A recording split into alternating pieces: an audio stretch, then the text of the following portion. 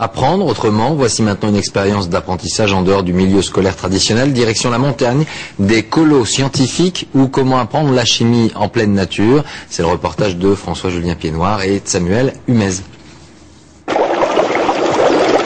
L'Auvergne est en ébullition. Mais pas de panique, c'est comme ça à chaque vacances. Les volcans sont éteints, mais les esprits s'éveillent, car les petits génies du monde entier font irruption dans la région avec leur microscope et leur envie insatiable de tout apprendre.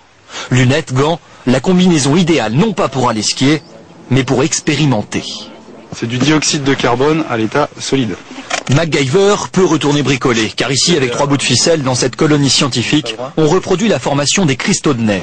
Ingrédient indispensable, la carboglace à moins 70 degrés.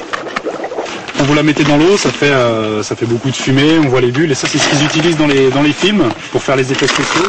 À 1000 mètres d'altitude, expérience réussie, le flocon a grossi, on se croirait presque en cours de chimie.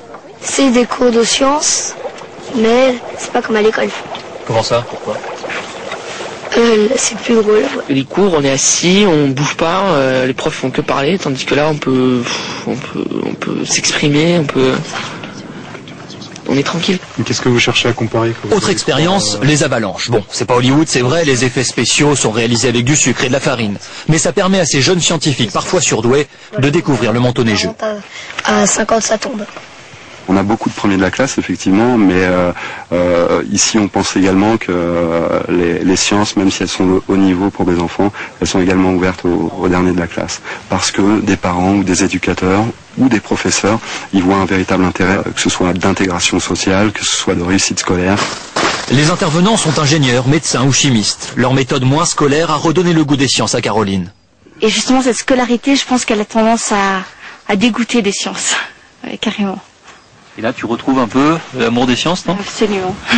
Les sciences, ce sont aussi les mathématiques. Alors, petit exercice pour les parents, à 500 € la semaine, si vous envoyez vos 3 enfants, faites le calcul.